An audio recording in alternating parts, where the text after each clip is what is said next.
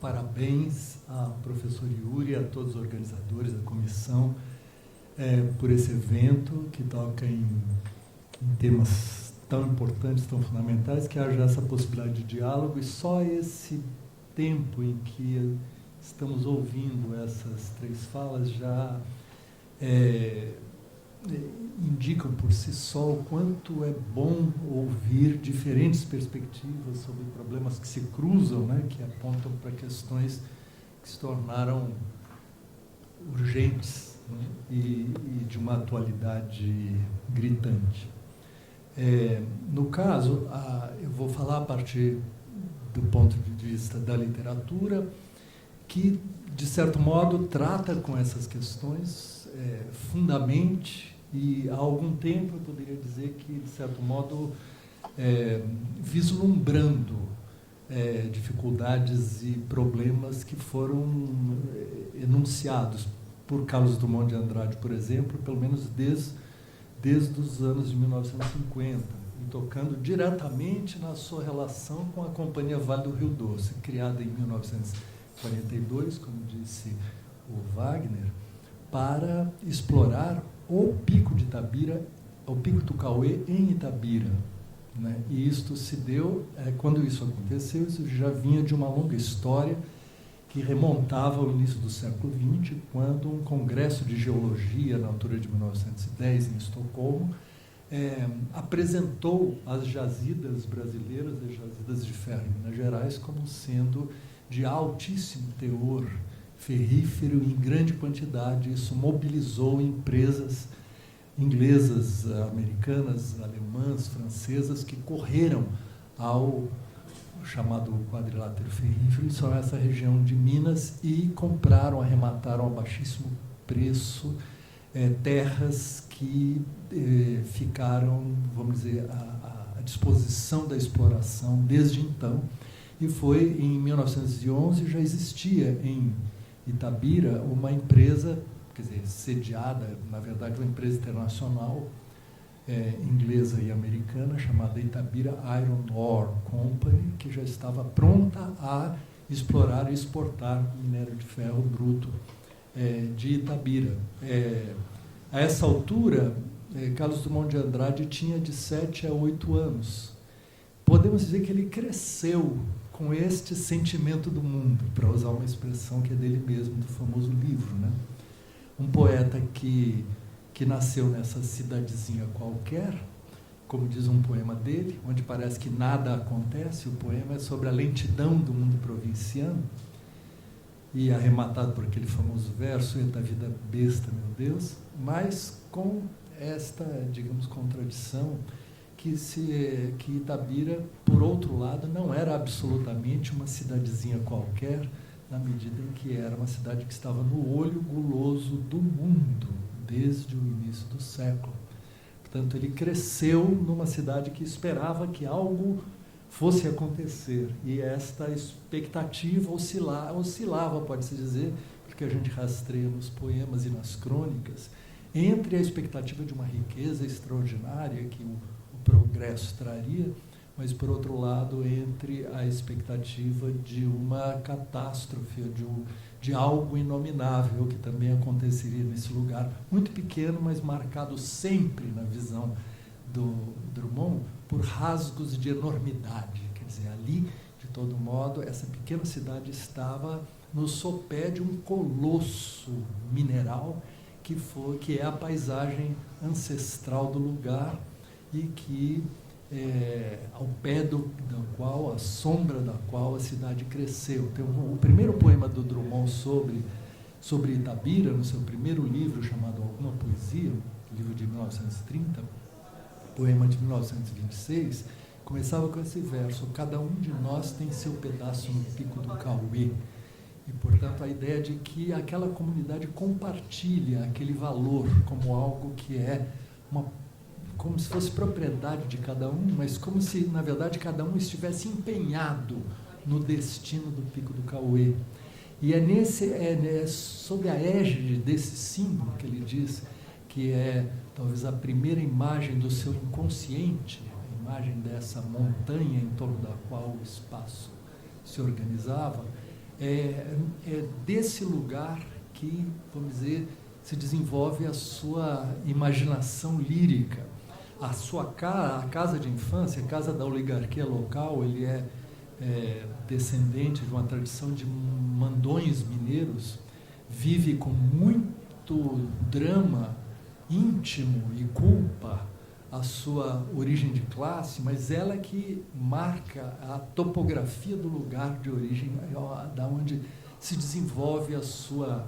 vamos dizer, poesia lírica e aquilo que Proust chamava de memória involuntária. Ou seja, é um lugar do qual ele nunca pôde sair, na medida em que ele vivia numa casa voltada para o Pico do Cauê, uma posição privilegiada na cidade, na rua principal e colada à Igreja do Rosário, onde tocava o sino Elias, que, segundo ele, ritmava a vida coletiva, mas que é uma espécie de emanação aérea do ferro, não é? É a presença do ferro que ressoa em tudo que se diz, né? Então, o poema Confidência do Itabirano diz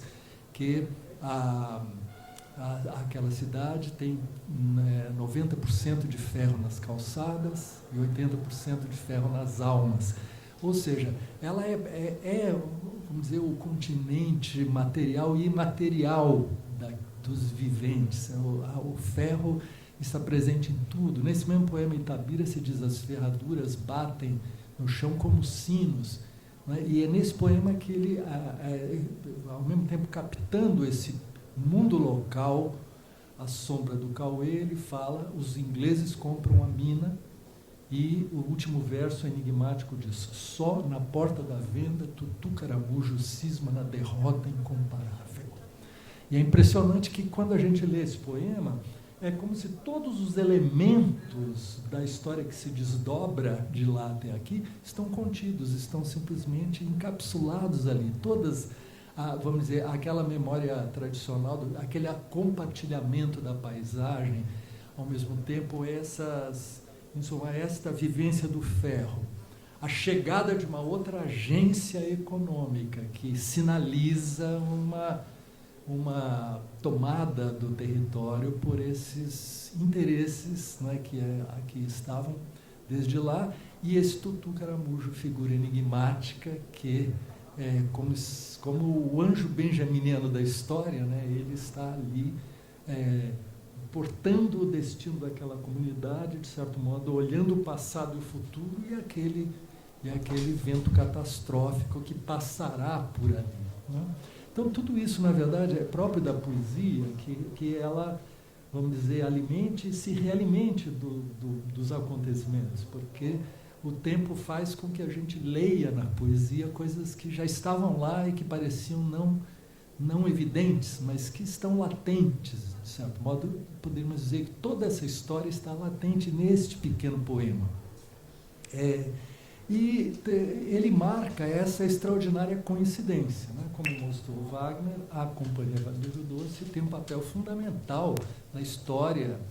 vamos dizer, moderna do Brasil, na economia brasileira, e ela simplesmente nasceu no mesmo lugar onde nasceu esse poeta.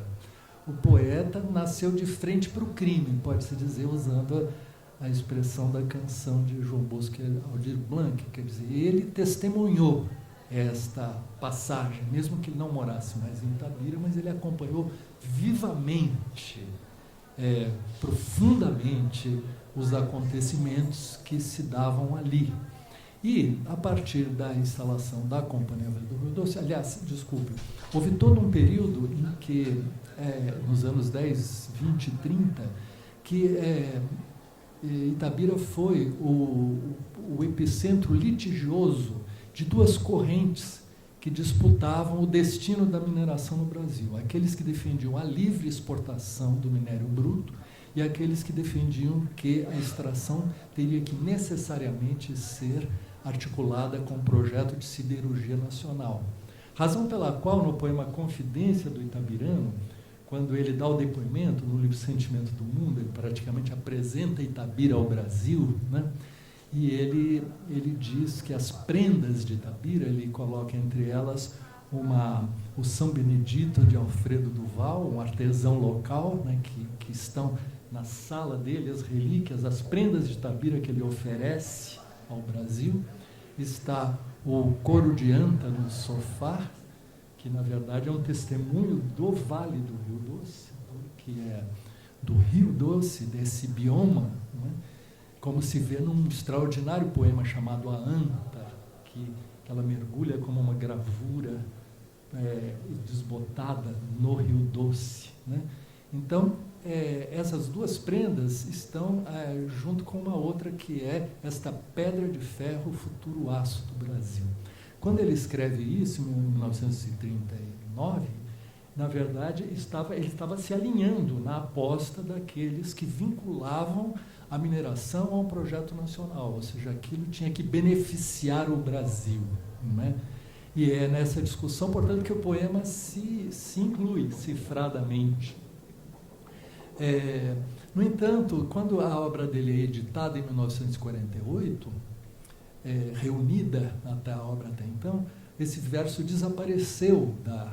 da Confidência de Itabirana e ninguém sabe por quê. A pedra de aço, foi a pedra de ferro, futuro aço do Brasil. E tudo indica, seja por acaso ou não, mas possivelmente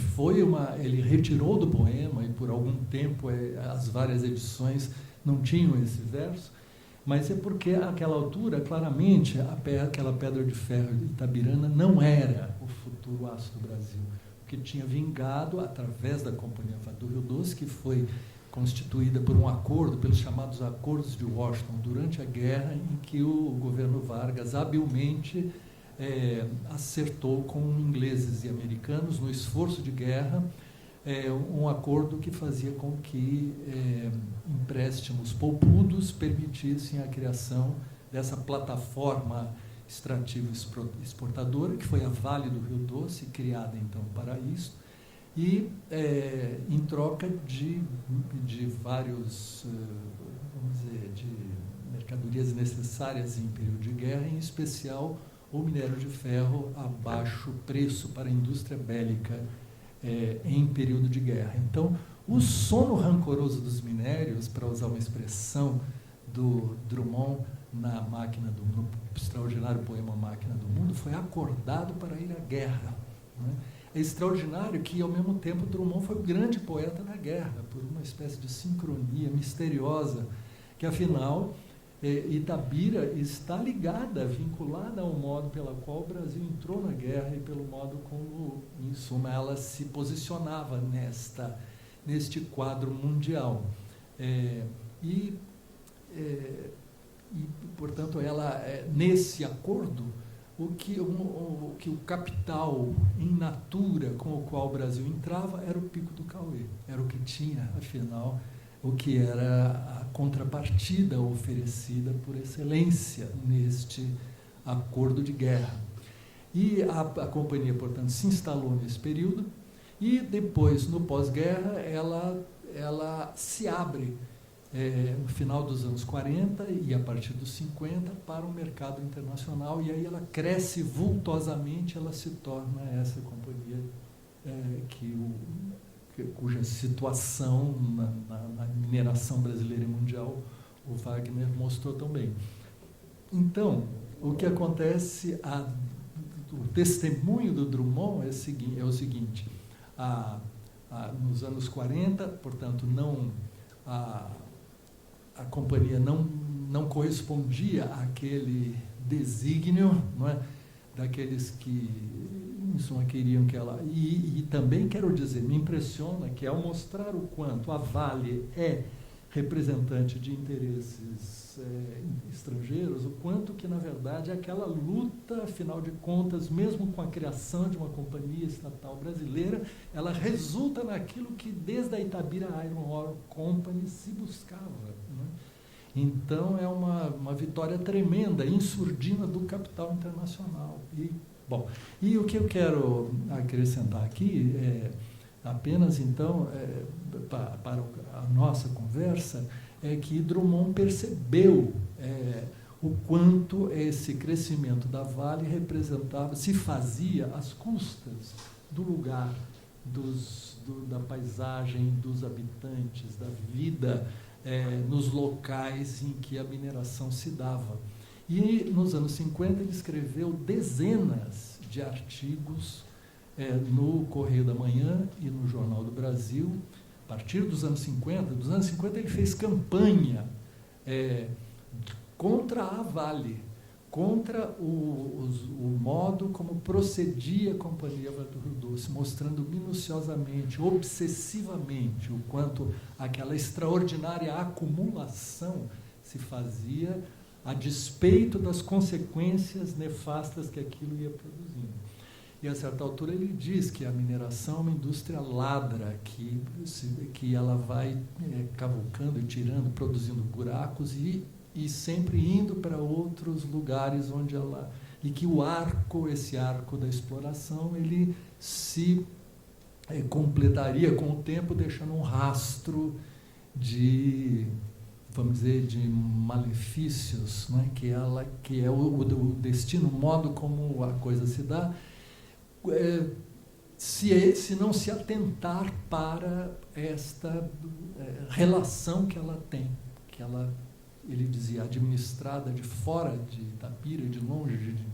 no Rio de Janeiro, fora de Minas, inclusive, ela é cega e essa mistura de cegueira com uma fé que é a mais, vamos dizer, explosiva, que é continuamente procrastinar as questões e driblar as interpelações e as críticas e as cobranças que se faziam a ela. Ele chamava isso de comédia embromatória. Ele citou num poema o modo como a mineração se relaciona com os embates, as cobranças, as críticas que recebe. E nós podemos dizer que essa comédia embromatória se arrastou por todo esse tempo, que mesmo depois de Mariana, a comédia embromatória continuava completamente, que Brumadinho vem trazer de tal modo uma força, um impacto trágico, tudo isso, que faz impensável o modo como possa se sustentar uma comédia embromatória diante da tragédia repetida e com esses aspectos inomináveis, né, que foram mostrados aqui. Em suma, um escritor escreveu sobre essas coisas, movido pela literatura, movido pela poesia, e tem muitos outros aspectos literários da questão, que não é o caso aqui, mas sem a sua época contar com um discurso estruturado, um discurso, digamos, socioambiental, não sei, que não estava pronto, na verdade não existia, e portanto que ele falava sozinho, não falava sozinho porque tinha um grupo de cidadãos de Itabira que dialogava com ele, mandava dados e tudo mais, ele vocalizava isso para o Brasil, mas de certo modo é sintomático que isso tenha passado em silêncio e que nós, dando aula sobre Drummond durante décadas, não nos demos conta disso. A crítica não tratou disso, porque isso parecia escondido, porque isto é silenciado quase que por definição, por princípio, né? E, portanto, essa voz não ressoava, porque aquilo parecia uma demanda patética de um itabirano querendo chamar a atenção sobre um assunto paroquial sem observar a importância do progresso que tudo aquilo trazia, né? E para dizer em resumo, é isso que a gente, diante disso que a gente se espanta quando vê a atualidade, a contundência, que aquelas questões formuladas a seu modo naquela época, a atualidade que isso ganha no quadro que se apresentou agora. Quero só dizer também que a literatura mineira, para terminar, né, Guimarães Rosa e o Ferro, Drummond e o Ferro, Guimarães Rosa e o Cerrado, estão profundamente ligados à questão ambiental, que a linguagem de Guimarães Rosa é uma linguagem, como ele dizia, a língua portuguesa em estado nascente, porque ela quer nomear uma biodiversidade extraordinária. E a viagem pelo sertão é um tema fundamental nele, até num texto chamado O Recado do Morro, um viajante naturalista, a figura do naturalista, levada por uma comitiva no sertão para olhar e nomear aquilo que se trata, essa figura do viajante que, de certo modo, ele encarnou também, é o modo como de algum modo, a literatura tratava ou elaborava e mergulhava nessa questão, né, e que talvez seja especialmente forte até nesses dois escritores mineiros.